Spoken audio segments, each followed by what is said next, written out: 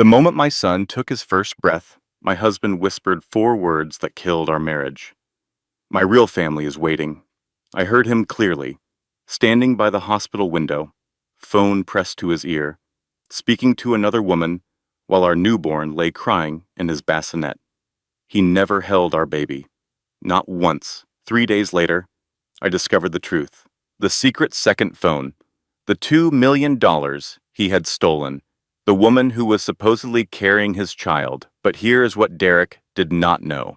His mistress was lying to him too. She could never have children. She was not building a family with him. She was robbing him blind. And I was about to watch them destroy each other. What happened next cost me everything. My home, my savings. My son was ripped from my arms by police officers who believed I was the dangerous one. I had $127, no job, no lawyer, no way out. Derek had designed the perfect trap, but he made one fatal mistake. He underestimated a mother fighting for her child. This is the story of how I lost everything, uncovered a web of lies that went deeper than I ever imagined, and brought down the man who tried to erase me from existence. Stay until the end. Because the final twist? Even I did not see it coming. Value statement and lesson. Before we begin, I want you to know something important. This story is not just about betrayal. It is about survival. It is proof that your value is never defined by who fails to love you.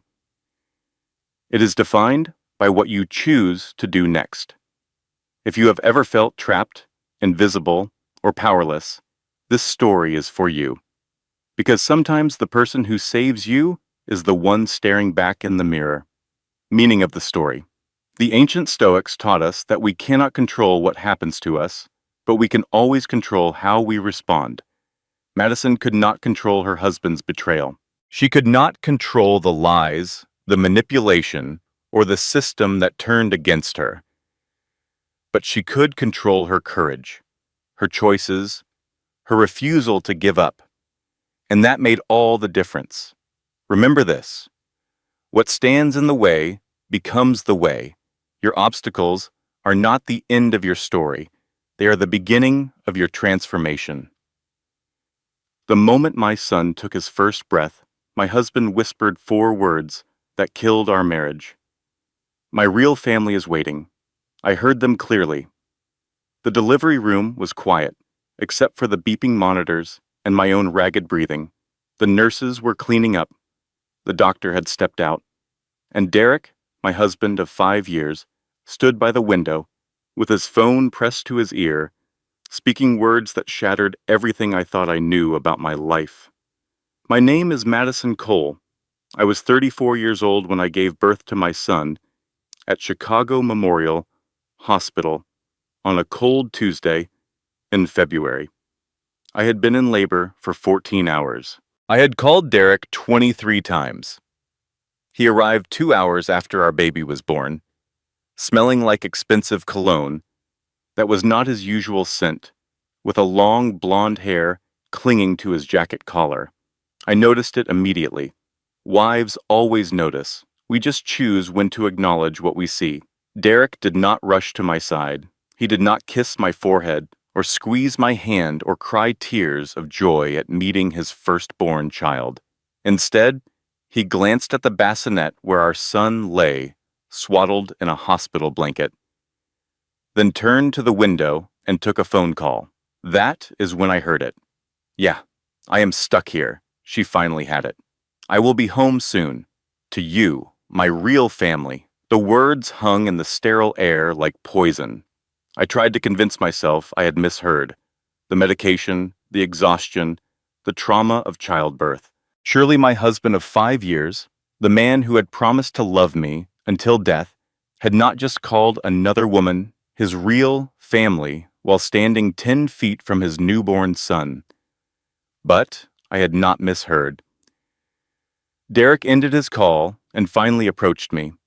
His eyes were cold, distant, like he was looking at a stranger rather than the woman who had just given him a child.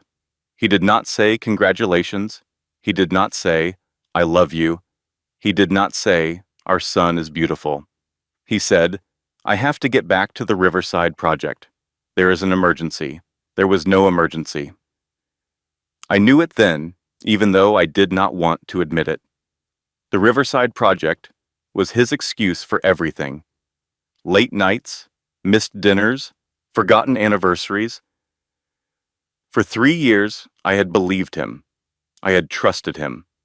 I had given up my career as a high school art teacher because he said we did not need two incomes, because he said he wanted me to focus on our future family, because he said he would take care of everything. What he really meant was that he wanted me dependent, isolated, trapped. The nurse, a no-nonsense woman named Brenda with gray streaks in her hair and kind eyes that had clearly seen too much, noticed the tension. She looked at Derek's collar, then at me, then back at his collar. Sir, she said loudly, you have got a little something there. Looks like you fought a tube of lipstick and lost. Derek's face flushed red. He touched his collar instinctively, then glared at Brenda with a look that would have made most people shrink. But Brenda just raised an eyebrow and continued checking my vitals like she had not said anything at all. I almost laughed. Almost. It was the first crack in my denial. Derek left 20 minutes later without holding his son, without kissing me goodbye, without even looking back.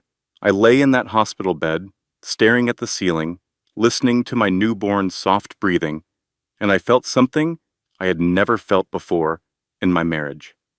Clarity. My grandmother used to tell me something when I was young. She would sit me on her knee, brush my hair back from my face, and say, Madison, when someone shows you who they are, believe them the first time. I had not listened. For 5 years, Derek had shown me exactly who he was. The late nights he could not explain. The passwords he changed monthly. The way he flinched when I picked up his phone.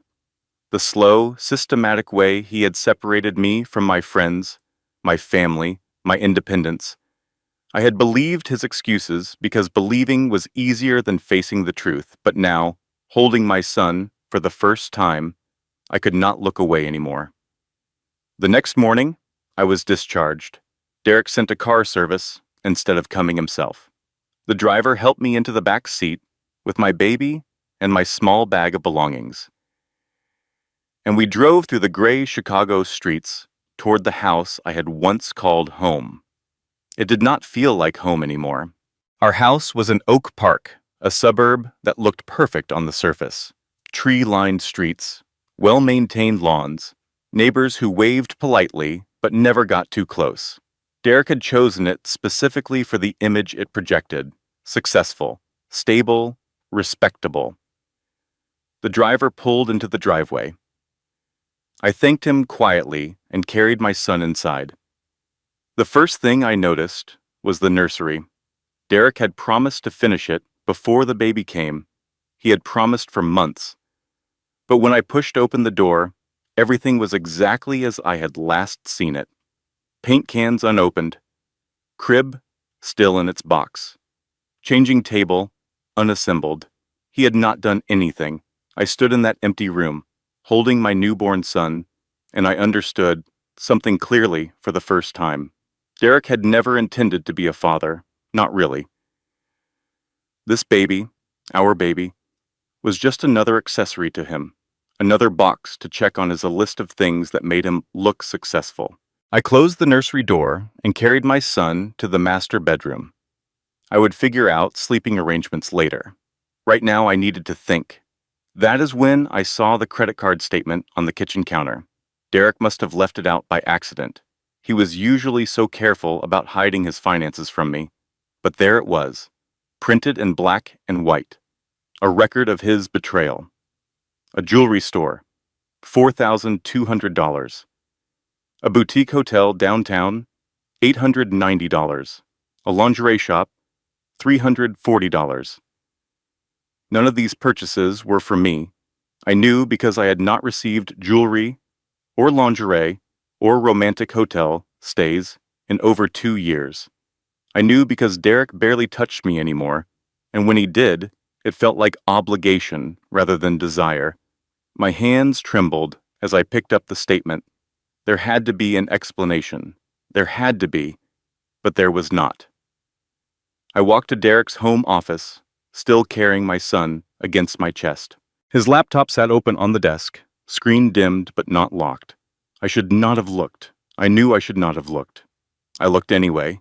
The messages were right there, open in a chat window with someone saved only as V.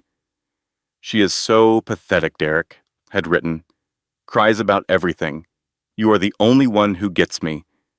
After the quarter ends, I will file. She will not fight. She has nothing without me. I scrolled up, my vision blurring with tears I refused to let fall. There was a photo. Derek and a stunning blonde woman at a rooftop bar, his hand resting on her stomach. The caption reading, "Cannot wait for our little one." The room spun. He was having an affair. He was planning to leave me, and the other woman, whoever she was, might be carrying his child. Everything I had given up, my career, my friends, my independence, had been for nothing. He had been planning his escape the entire time, making sure I had nowhere to go, no resources to fight, no way out. I sank to the floor of his office, my back against the cold wall, my newborn son sleeping peacefully against my chest, completely unaware that his mother's world had just collapsed. I sat there for a long time, crying silently, feeling smaller than I had ever felt in my life. But somewhere beneath the pain, beneath the betrayal, beneath the crushing weight of everything I had just discovered, a tiny spark flickered. Not yet, but soon. Derek came home at 2 in the morning.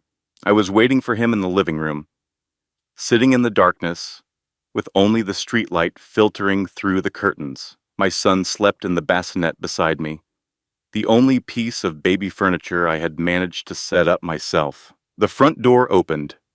Derek walked in, humming softly to himself, clearly not expecting me to be awake. He flipped on the light and stopped when he saw me. "Madison," his voice was cautious. "Why are you sitting in the dark?" I did not answer immediately. I just looked at him, really looked at him for the first time in years. The man I had married had been charming, attentive, full of promises about the life we would build together. The man standing before me now was a stranger, wearing my husband's face. "Who is V?" I asked quietly. Derek's expression flickered, just for a second, but I saw it. Surprise, then calculation, then carefully constructed confusion. "What are you talking about?" I stood up slowly, my body still aching from childbirth, but I refused to let him see me as weak. "I saw the messages, Derek, on your laptop. I saw the credit card statements. I saw the photo." He was quiet for a long moment. I watched emotions cycle across his face, each one more disturbing than the last. Anger, contempt, and finally something that looked almost like relief. "Fine," he said. "You want the truth. I will give you the truth." He loosened his tie and walked to the kitchen, pouring himself a glass of whiskey like we were having a casual conversation, rather than dismantling our entire marriage. "Her name is Vanessa. We have been together for 2 years. She understands me in ways you never could. 2 years, 2 years of lies, 2 years of looking me in the eyes and promising nothing was wrong. 2 years of making me feel crazy for questioning his late nights and distant behavior. Is she pregnant?" I asked, my voice barely above a whisper. Derek took a long sip of his whiskey before answering. "Yes, she is carrying my child, the one I actually want." The words hit me like a physical blow. I had to grip the back of the couch to stay standing. "And our son?" I managed. "What about him?" Derek glanced at the bassinet with an expression that turned my blood cold. There was no love there, no connection, no paternal instinct whatsoever. He looked at our newborn baby like he was looking at an inconvenience. "That was your idea," he said flatly. You trapped me with this pregnancy. Do not pretend otherwise. I told you. I was not ready for kids. You went off birth control anyway. That is not true, I protested. We agreed together. You said you wanted. I said what you needed to hear. Derek cut me off. Because that is what I do. I say whatever keeps things running smoothly. But Vanessa, she actually gets me. She supports my ambitions. She does not nag me about nursery colors or cry about her feelings every 5 minutes. He set down his glass and looked at me with something close to pity. You want the real truth, Madison. Here it is. You were a placeholder, a starter wife, someone to cook and clean and look good at company events while I built something real. Vanessa is my future. You are just a receipt from my past. I should have crumbled.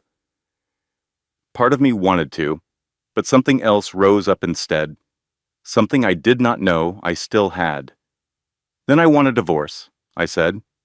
Derek laughed. Actually laughed. With what money? With what lawyer? You have not worked in 3 years.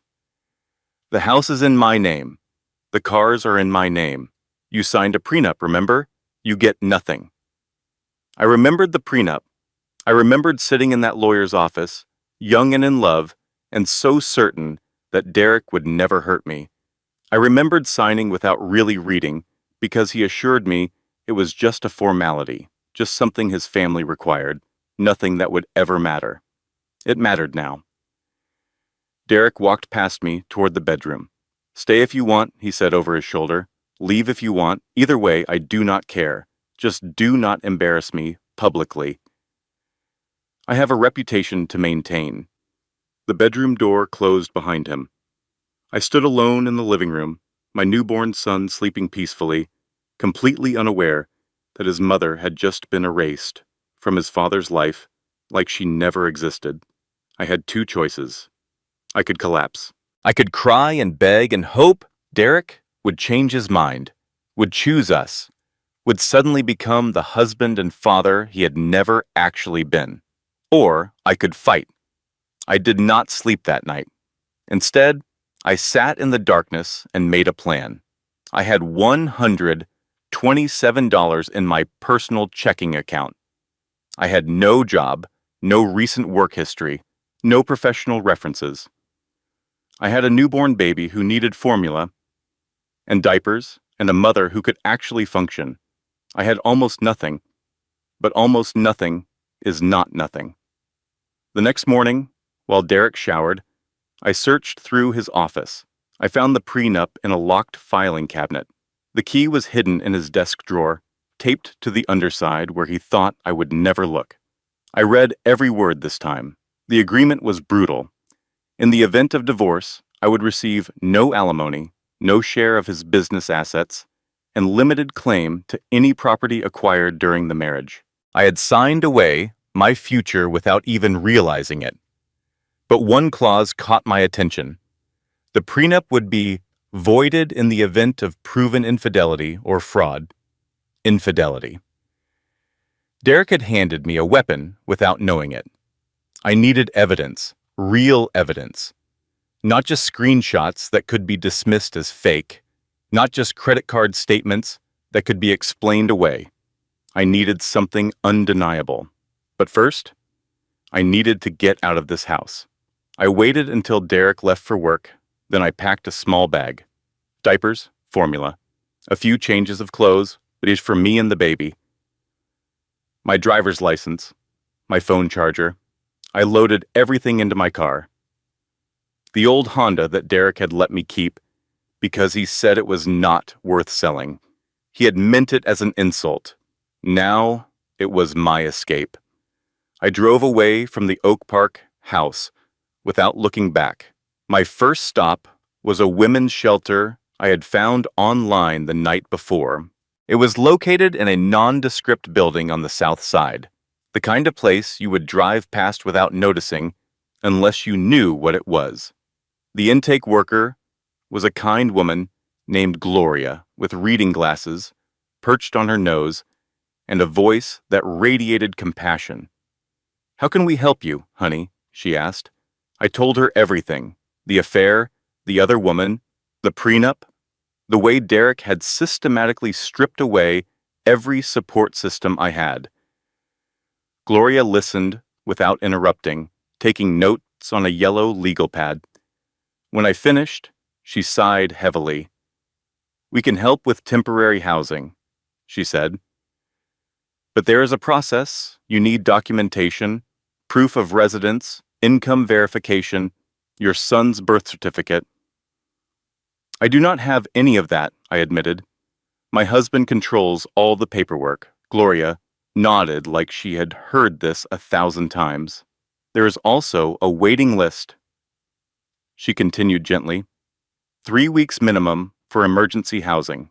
Is there anywhere else you can stay tonight?" I sat in my car in the shelter parking lot for a long time after that conversation. My baby cried. The heater struggled against the February cold.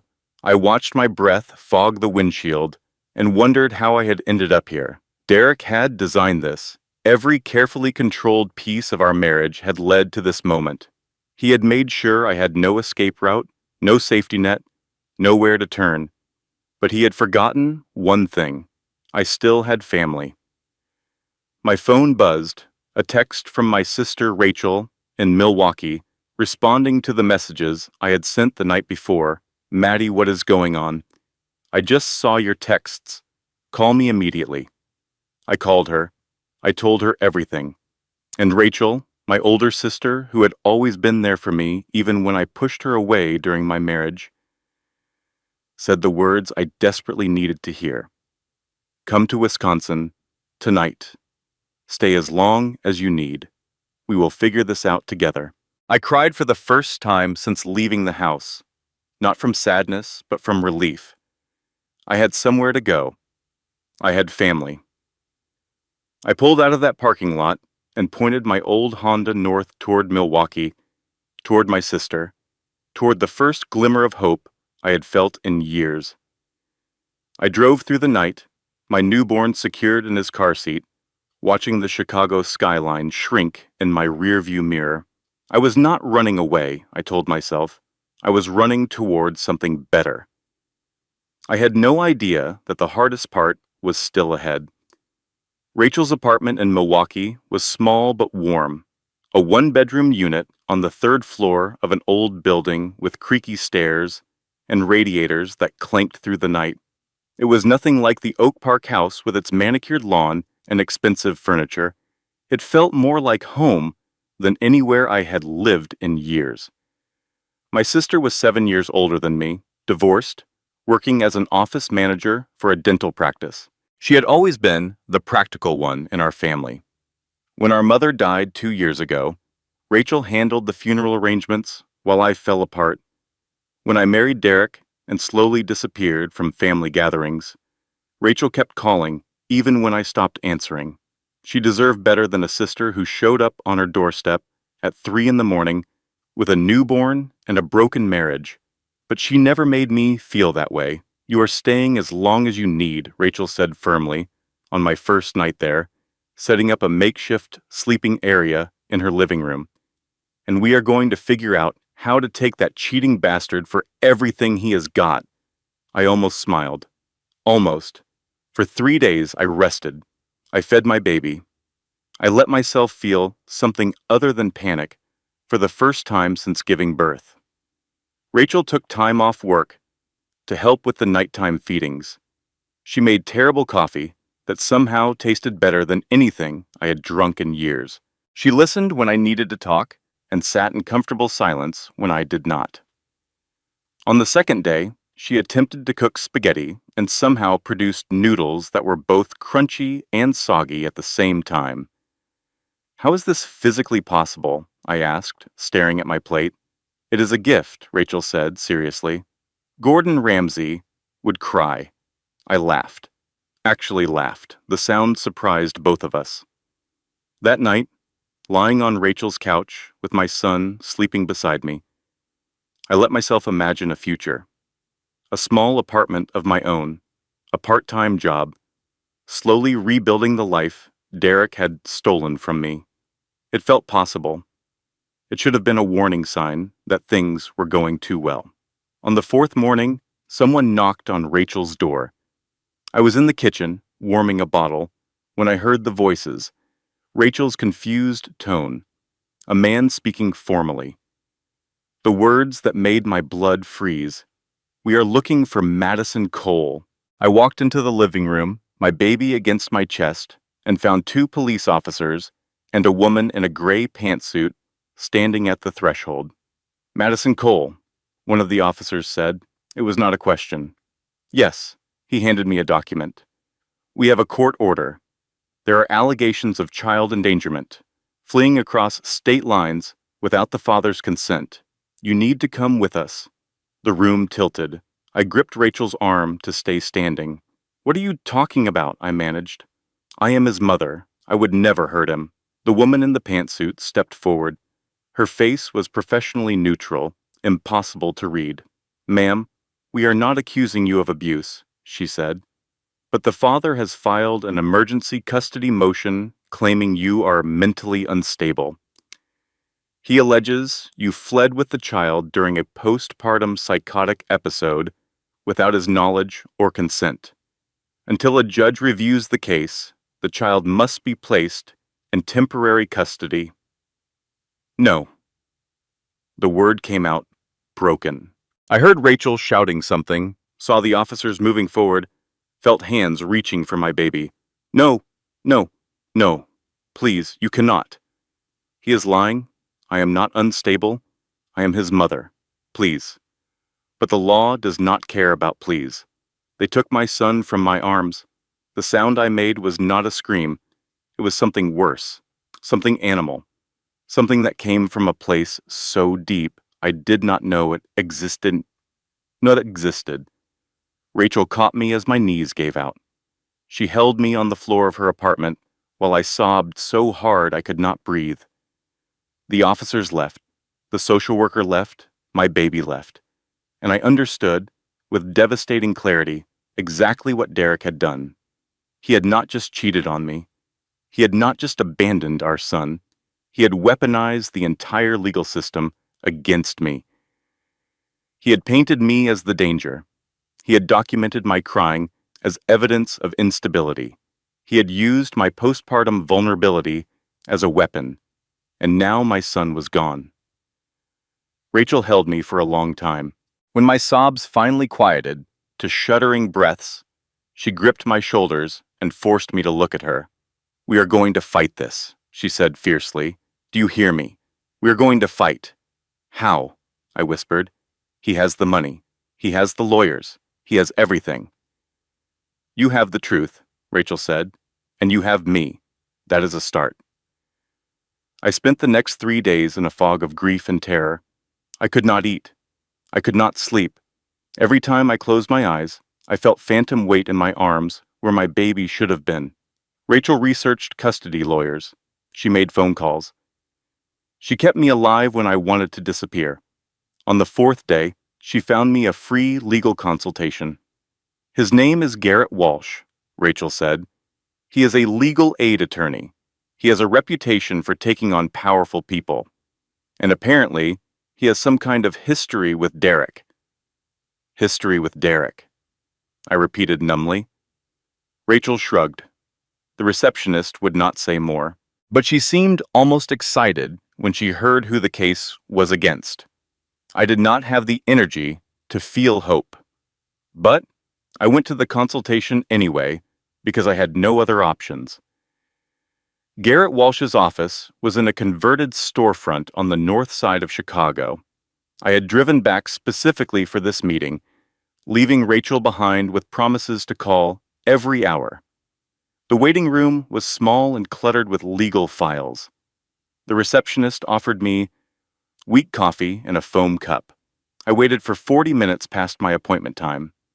When Garrett finally emerged to greet me, he was not what I expected. He was in his early 40s, with tired eyes and a coffee-stained tie. His suit was rumpled, his hair needed cutting, and he looked like he had not slept properly in weeks.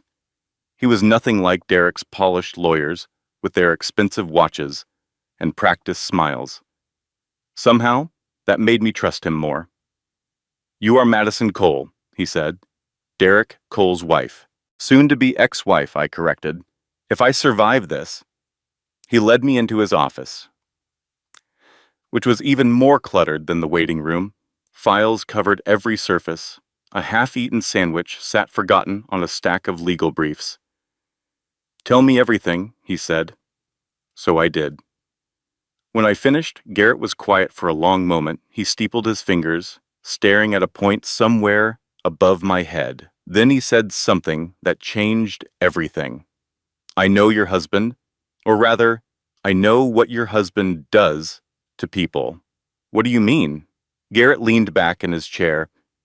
8 years ago, Derek Cole screwed over my brother's construction business, stole a contract through bribery and kickbacks, paid off an inspector to fail my brother's safety certification. My brother lost everything: his business, his house, his marriage. He nearly lost his life. I stared at him. I did not know. No one does. Derek is very good at covering his tracks. He studied me carefully. I have been waiting a long time to see him face consequences.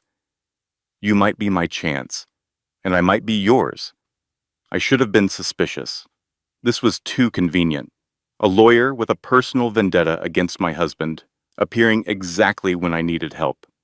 But something in Garrett's eyes told me his anger was real, his pain was real, and his desire to take down Derek Cole was very, very real. "Why should I trust you?" I asked. "Everyone Derek knows has an angle." "Fair enough," Garrett said without offense. "Do not trust me. Verify everything I tell you. But ask yourself this: if I wanted to hurt you, why would I approach you in a public courthouse, with security cameras everywhere, offering to help for free?" He had a point. "Verify first," I said slowly. "Then trust." He smiled for the first time. "Smart woman. That attitude might actually keep you alive." I spent the next 3 days doing exactly what I said. I called the State Bar Association. I verified his license. I researched his past cases. I contacted 2 of his former clients, women who had gone through divorces against wealthy husbands. Everything checked out. On the 4th day, I called Garrett and officially became his client. "This is not going to be easy," he warned me. "Derek has money, connections, and no conscience. He has already proven he will lie to the court. He has already proven he will use your own child as a weapon." "I know," I said, "but I have something he does not." "What is that?" "I am fighting for my son. He is fighting for his ego. I have more to lose, which means I have more reason to win." Garrett was quiet for a moment. Then he laughed, a surprised sound that seemed to catch him off guard. "Madison Cole," he said, "you might actually have a chance." It did not feel like a chance. It felt like desperation dressed up in borrowed courage. But I would take it. Garrett laid out the situation with brutal honesty during our first strategy session. "Derek filed the custody motion, claiming you have postpartum psychosis," he explained. "He submitted a letter from a psychiatrist named Dr. Helen Marsh diagnosing you as a danger to your child."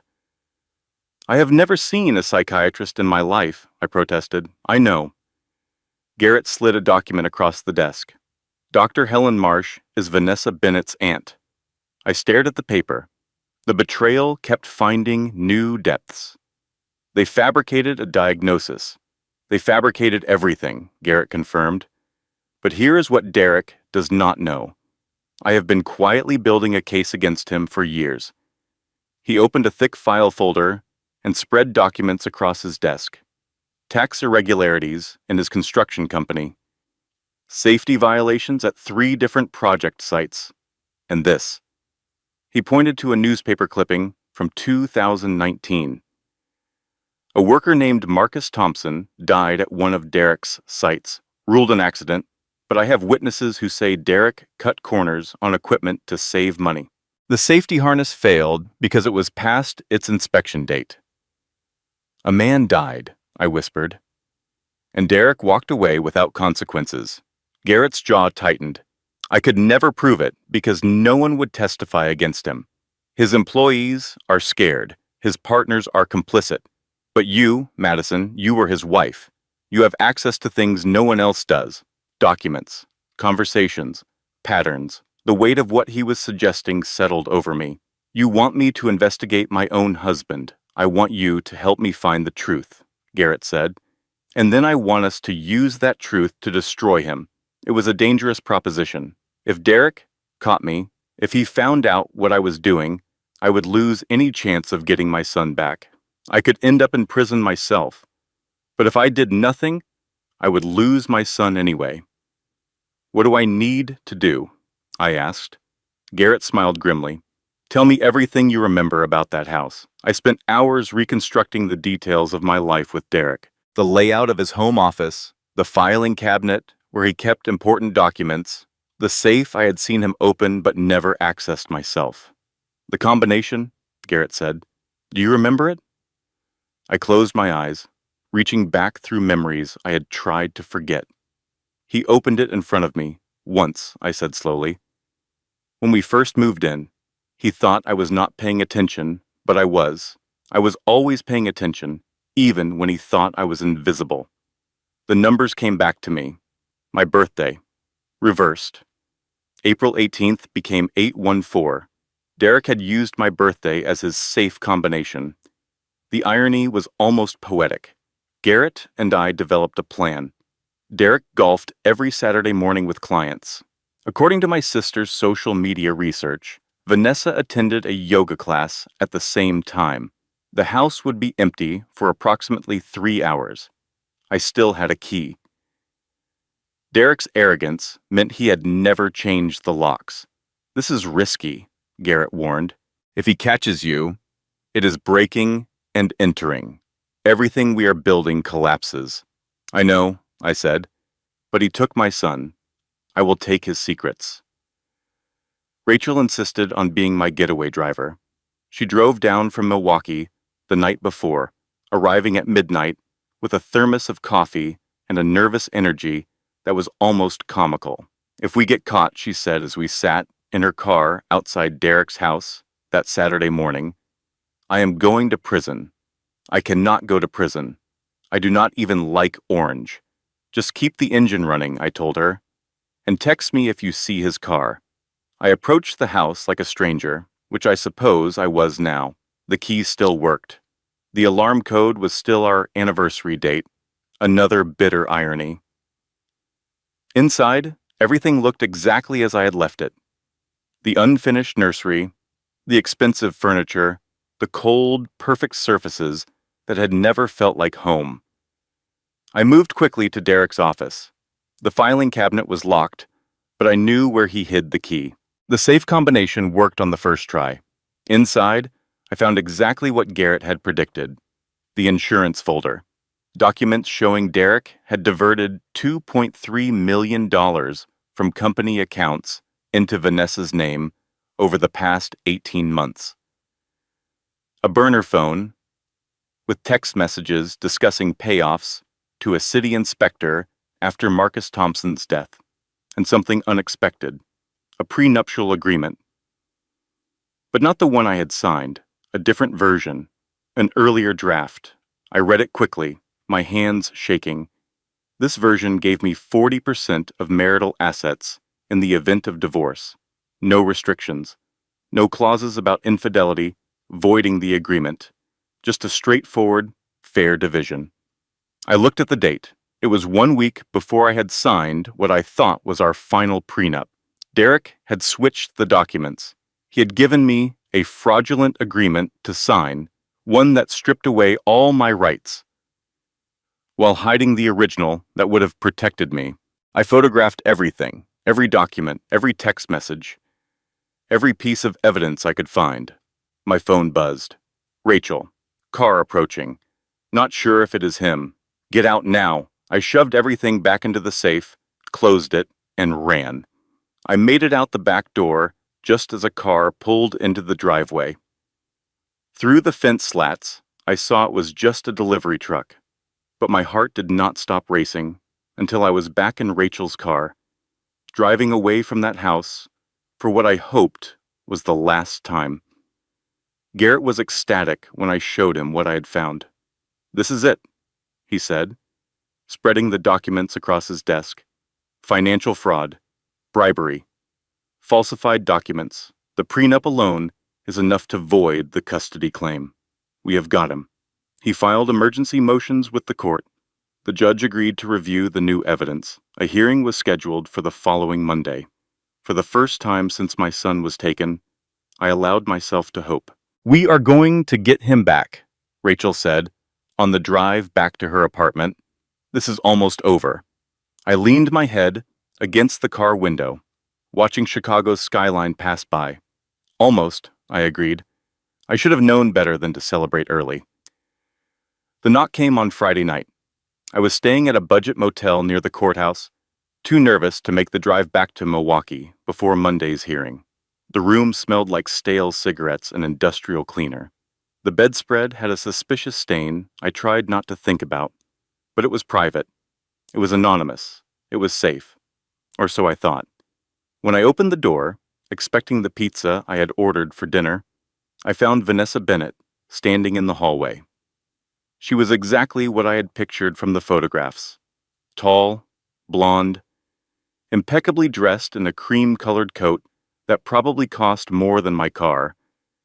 Beautiful in a sharp, calculating way that made you think of knives hidden in flower arrangements. "Hello, Madison," she said. Her voice was calm, pleasant even, like we were meeting for brunch rather than confronting each other in a dingy motel corridor. I tried to close the door. She caught it with her hand. "That would be rude," she said, "and we have so much to discuss." She walked past me into the room without invitation. I stood frozen, watching her examine my sparse belongings with obvious disdain. "This is where you are staying," she said. "Goodness, I knew you had fallen on hard times, but this is genuinely sad." "What do you want?" I managed. Vanessa sat on the edge of the bed, crossing her legs elegantly. "I want to offer you a deal. I do not want anything from you." She smiled like I had said something amusing. "You think you have won?" she said. "That is adorable. You think you found some documents, filed some motions, and now everything will work out. Derek will go to prison. You will get your precious baby back. You will live happily ever after." "That is exactly what is going to happen." Vanessa laughed. The sound was cold. "Let me tell you what is actually going to happen, Madison. You are going to drop the custody case. You are going to leave Chicago. You are going to disappear from Derek's life forever. In return, I will convince him to let you see your son twice a year. Supervised visits. Take it or leave it." I stared at her. "Why would I accept that?" "Because if you do not, I will destroy you." She pulled out her phone and turned the screen toward me. It was video footage of me, inside Derek's house, opening the safe, taking documents, breaking and entering, Vanessa said lightly. "Theft. You just handed me everything I need to put you in prison and terminate your parental rights permanently." My stomach dropped. The delivery truck. It had not been a coincidence. They had been watching. They had known I would come. "You let me take those documents," I whispered. "Of course." Vanessa's smile widened. "Derek wanted to have you arrested in the act. But I am smarter than that. I wanted you to feel hope first. Hope makes despair so much sweeter." She stood, smoothing her coat. "You have until Monday morning to decide. Drop the case or face felony charges. Your choice." She walked toward the door, then paused. "You want to know why I am doing this?" she said. "Because I was you once. Trusting. Naive. My first husband took everything. My money, my confidence, my daughter. The court sided with him because he had better lawyers. I lost custody when my baby was 2 years old. I have not seen her in 8 years. Something flickered in her eyes, something almost human. So I learned how the game works," she continued, "and I decided never again. Derek is my security. His money, his company, his reputation, they are my insurance policy. I will not let anyone take that from me, not even some crying housewife with a newborn. She opened the door. I almost felt sorry for her. Almost. You are not pregnant, are you? I said. Vanessa froze. I saw the messages, I continued. Derek thinks you are carrying his child, but you are not. She turned slowly. The mask slipped for just a moment, revealing something cold and calculated underneath. Men believe what they want to believe, she said quietly. It is their greatest weakness and their greatest usefulness. She left. I stood alone in that motel room, staring at the closed door, feeling hope drain away, like water, through cracked hands. They had outplayed me. They had anticipated my every move, and now I had nothing. I called Garrett. I know, he said before I could finish explaining. They sent me a copy of the video, too, along with a very politely worded threat. What do we do? He was quiet for a long moment. I do not know yet, but do not give up, Madison. Not yet. Easy for him to say. He was not the one facing prison. He was not the one who might never see his child again. I hung up and sat on the edge of that stained motel bed, staring at nothing. I had tried. I had fought.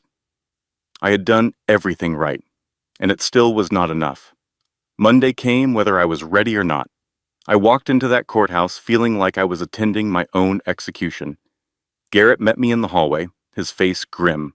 They submitted the video as evidence, he said, along with an affidavit from Vanessa claiming you have been harassing her for months.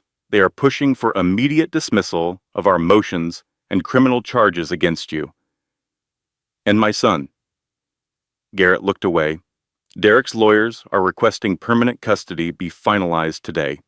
Given the circumstances, I could not breathe. The hearing was a nightmare. Derek's legal team was slick, polished, prepared. They presented me as an unstable woman who had abandoned her husband, fled across state lines with his child, and then committed burglary when the courts attempted to intervene. Your Honor, Derek's lead attorney said smoothly, Mrs. Cole is clearly suffering from severe postpartum mental illness. She is a danger to herself and to the child. We ask that temporary custody be made permanent and that Mrs. Cole face appropriate criminal charges. I wanted to scream. I wanted to stand up and tell the truth about Derek, about Vanessa, about everything they had done to me. But I had no credible evidence anymore. Everything I had found had been tainted by how I obtained it. The judge looked at me with something between pity and disappointment. Mrs. Cole, do you have anything to say in your defense? I stood on shaking legs. Your Honor, everything they are saying is a lie. My husband has been having an affair. He is embezzling money. He falsified our prenuptial agreement. I only went to his house because I was trying to find proof. The judge held up her hand. Mrs. Cole, the court cannot consider evidence obtained illegally. Regardless of what that evidence might show, your actions in obtaining it were criminal. I have no choice but to grant the prosecution's motion for arrest. Two bailiffs moved toward me. Ms. Cole, you are under arrest for breaking and entering and theft. You have the right to remain silent.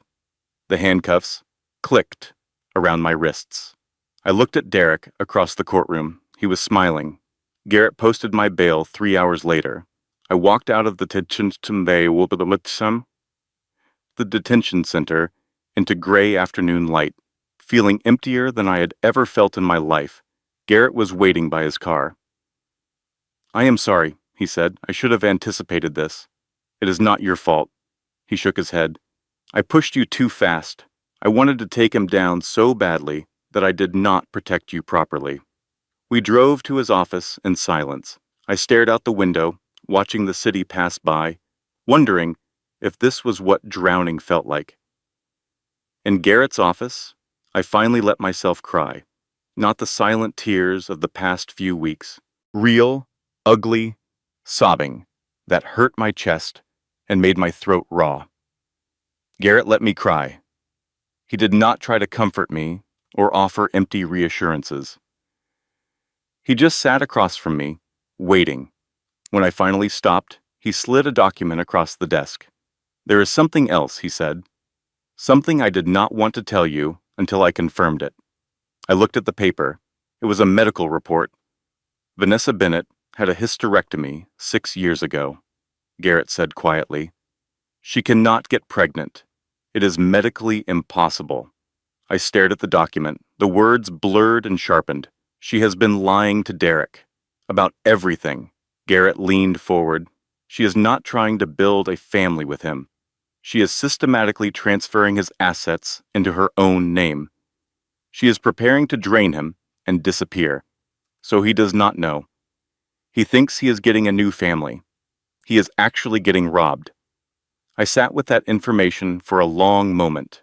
Derek's greatest weakness had always been his ego. He could not stand being fooled. He could not tolerate looking stupid. The idea that Vanessa had been playing him this entire time would destroy him more thoroughly than any legal case ever could. "If he found out," I said slowly, "he would turn on her instantly," Garrett finished. "Derek Cole does not share money with anyone, especially someone who made him look like a fool." A dangerous idea began to form. "I am not going to fight Vanessa," I said. "I am going to make Derek destroy her for me." Garrett raised his eyebrows. "How?" "I am going to give him the truth, anonymously, and then I am going to watch them tear each other apart. That is incredibly risky." I looked at him steadily. "I have already lost everything. What else can they take from me?" Garrett studied me for a long moment, then slowly he smiled. "You know," he said, "when you first walked into my office, I thought you were just another desperate housewife who would fall apart under pressure. I was wrong. I did not feel strong. I felt broken and terrified and angry, but sometimes that is what strength looks like." I sent the medical records anonymously.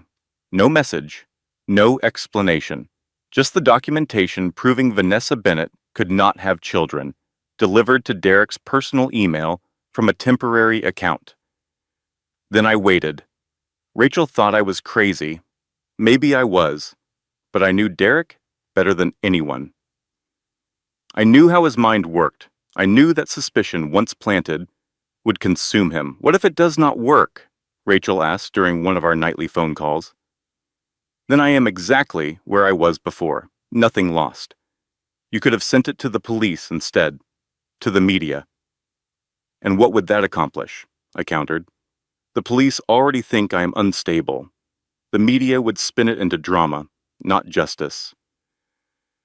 Derek needs to discover this himself. He needs to feel betrayed. Then he will do my work for me." It took 8 days. Garrett had contacts inside Derek's company, people who had been quietly feeding him information for years. Through them, we learned that Derek had confronted Vanessa about the pregnancy. At first, he accepted her explanations. She was seeing a specialist. The pregnancy was complicated. She needed time before announcing it publicly, but the seed of doubt had been planted. Derek started watching her, checking her phone, following her movements. He hired a private investigator, the same one Vanessa had used to spy on me. Irony has a cruel sense of humor. The investigator confirmed what the medical records showed. Vanessa could not have children. Furthermore, she had been transferring Derek's assets into offshore accounts for over a year. The confrontation happened on a Thursday night. Garrett's contact sent us the police report the next morning.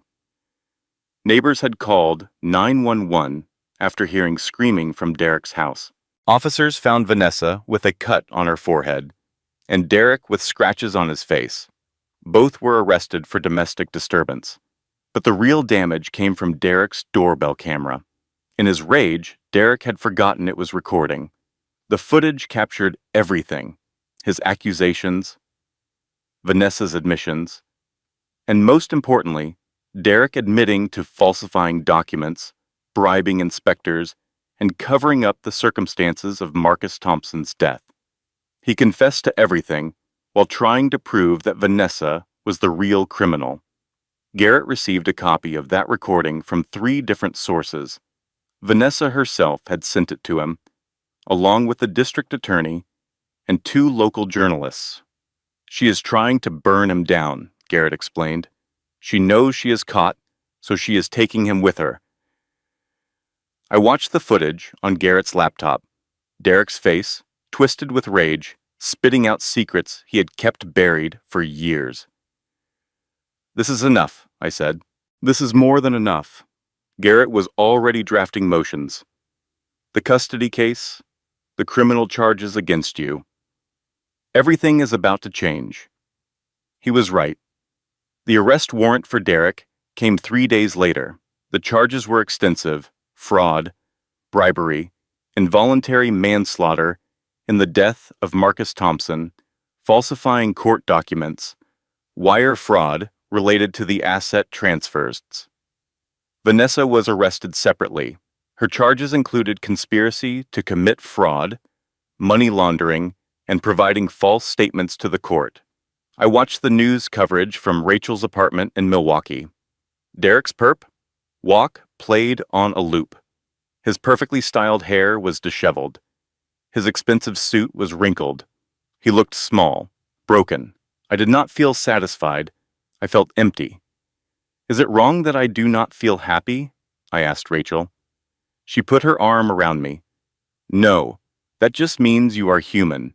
This was never about revenge for you. It was about getting your son back." She was right. Derek's arrest was not the ending. It was a step toward the only thing that mattered. Garrett called that afternoon. "The family court is reviewing the custody case in light of the new evidence," he said. "Given Derek's arrest and Vanessa's exposure, the judge has agreed to an emergency hearing tomorrow. Madison, this is it. This is your chance." I drove through the night to make it to Chicago in time. I did not sleep. I could not sleep. My son was within reach for the first time in months. "Please," I whispered to no one. "Please let this be over." The courtroom felt different this time. The same wood-paneled walls, the same fluorescent lighting, the same uncomfortable chairs. But the energy had shifted. The prosecutors were on my side now. The judge looked at me with something other than suspicion. Derek was not there. He was in federal custody awaiting arraignment. Vanessa was not there either. She had been denied bail, considered a flight risk. It was just me and Garrett. And the truth.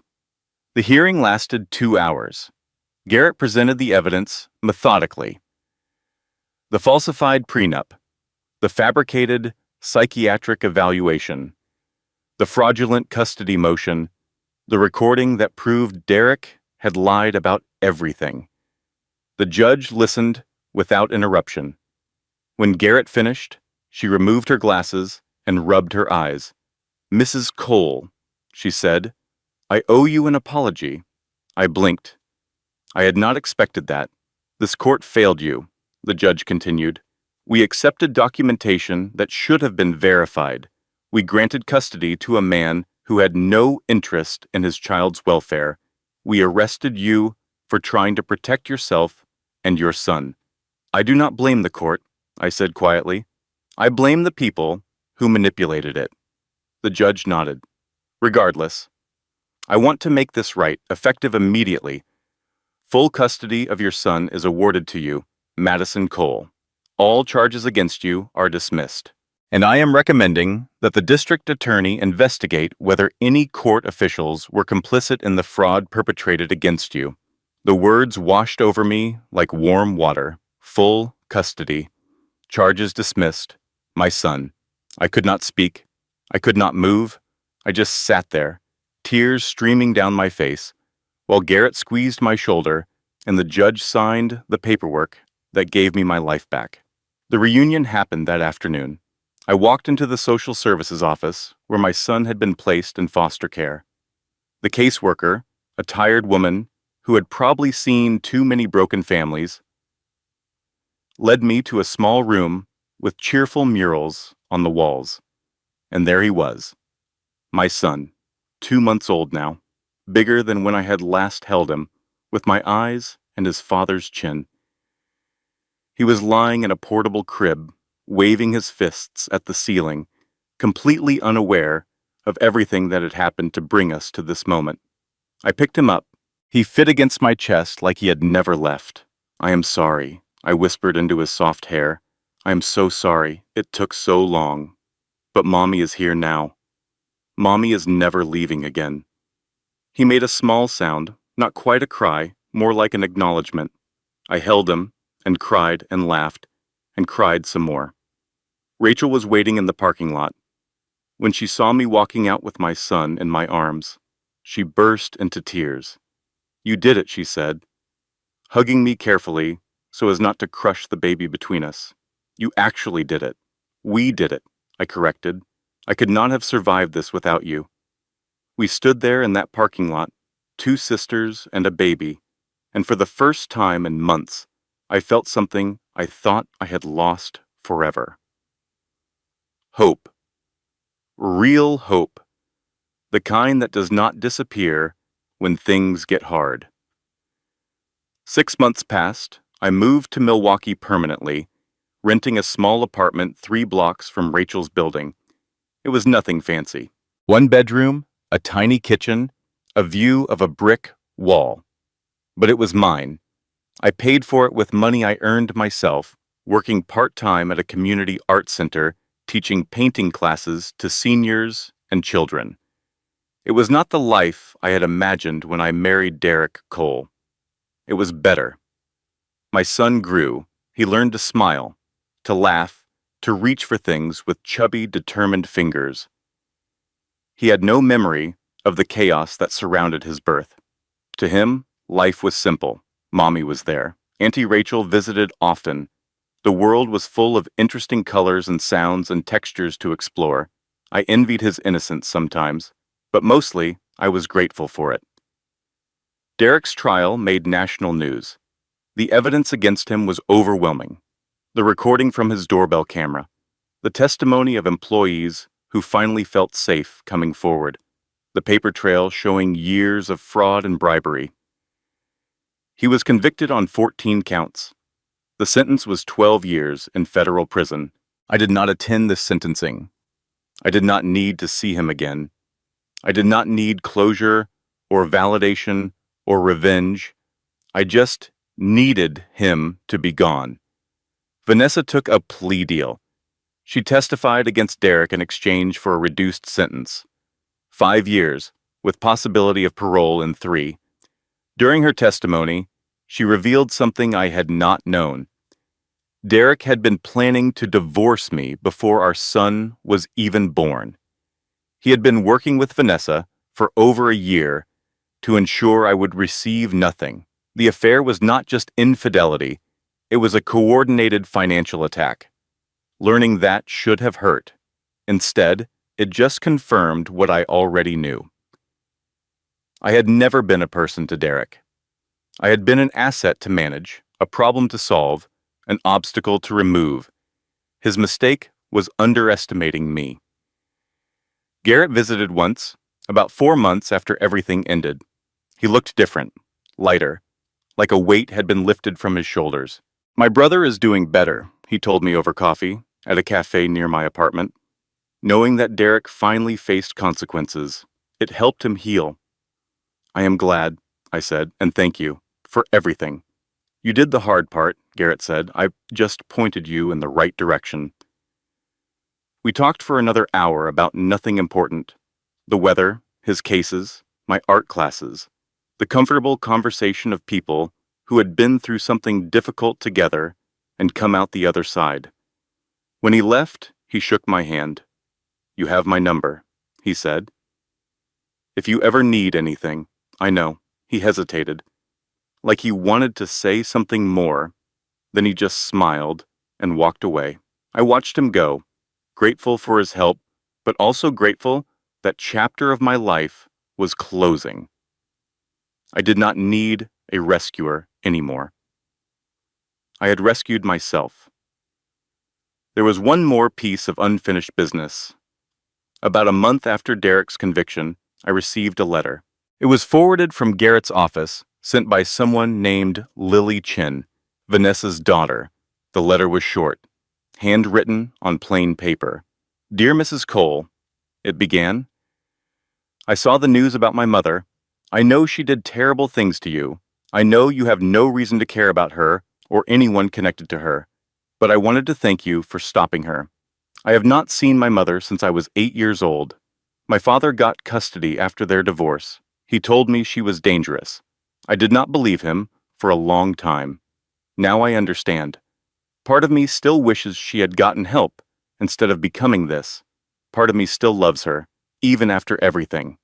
I do not know if that makes me stupid or just human. I hope you and your son have the peace she could never find. Lily Chen. I read the letter 3 times. Then I folded it carefully and put it in a box with other important documents. It reminded me that monsters are made, not born, that hurt people, that cycles of pain can stretch across generations, touching lives that never deserve to be damaged. It also reminded me why I had to break that cycle for my son. He would never grow up thinking manipulation was love. He would never learn that power meant controlling others. He would never believe that money was more important than kindness. I would teach him differently. I would teach him to be the kind of man Derek never was. 1 year after I walked out of that hospital with my newborn son, I received a phone call that reminded me endings are rarely final. It was early morning. My son was in his high chair, smearing banana across his face with more enthusiasm than accuracy. Rachel was attempting to make pancakes, which meant the smoke alarm would probably go off any minute. Normal life. Beautiful, ordinary, normal life. Then my phone rang. Ms. Cole, this is Detective Rivera from the Chicago Police Department. I have some news about Derek Cole. My stomach dropped. He was released early, the detective said. Overcrowding and good behavior. He served 14 months of his 12-year sentence. That is not possible, I said. 14 months.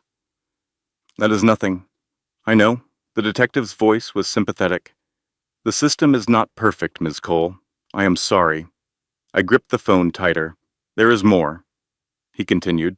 He made a statement to his cellmate before release. Said he is not done with you. Silence. We have flagged him as a person of interest, the detective said.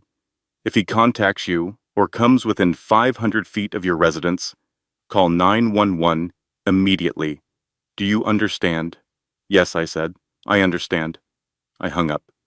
Rachel was watching me from the kitchen, spatula frozen in her hand. What happened? Derek is out. The words hung in the air between us. Rachel's face went through several expressions. Shock, fear, and then something harder. Determination. We are not running, she said. No, I agreed. We are not.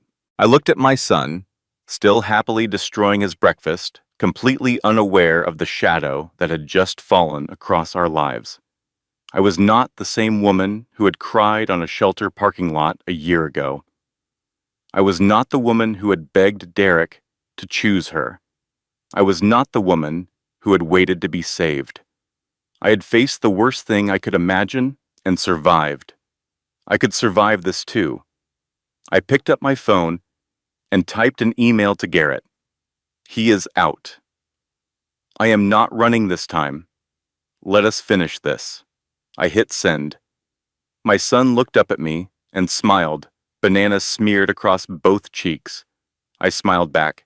Come on, baby, I said, lifting him from his high chair. Let us go meet Auntie Rachel for pancakes. Even if she burns them. Hey, Rachel protested. I am getting better. You set off the smoke alarm yesterday making toast. That toaster is possessed. I laughed. Actually laughed. Because that is what surviving looks like. Not the absence of fear, but the presence of joy despite it. Derek Cole was out of prison. He had made threats. He wanted revenge. But I had something he did not. I had a family that chose me. I had a sister who would burn pancakes for me every morning without complaint. I had a son who needed me to be strong. And I had learned something important over the past year. Something Derek never understood. Power is not about controlling others. It is about controlling yourself, your choices, your responses, your future. Derek thought he had power because he had money and connections and no conscience. But I had survived everything he threw at me. I had rebuilt my life from nothing. I had protected my son against impossible odds. That was real power. Whatever came next, I would face it. Not alone, not afraid, just ready. I carried my son to the kitchen, where Rachel was scraping burned pancake batter off the pan. "One more try," she said determinedly. "I can do this." I sat down at her small kitchen table, my son on my lap, sunlight streaming through the windows. "Take your time," I said. "We are not going anywhere." And we were not. Sometimes the story does not end when the villain falls. Sometimes it is just the beginning of a bigger fight. I did not ask for war, but I had learned I could survive it. And sometimes, surviving is exactly how you win. If this message resonates with you, I have a small request. Drop a comment below and tell me. What would you do if you discovered your partner's darkest secret? I read every single comment, and your stories inspire future content. And if you are new here, consider subscribing. We share stories like this every week. Stories that make you think, make you feel, and remind you that you are stronger than you know. Hit the like button if you believe every person deserves a second chance at happiness. Now, let us begin. Closing disclaimer. This content has been carefully researched, developed, and manually edited by our team to deliver meaningful stories and valuable life lessons. Every narrative is crafted with intention, designed not just to entertain, but to inspire reflection, encourage resilience, and remind you that even in the darkest moments, hope is always within reach. Thank you for being part of this community. Your support keeps these stories alive.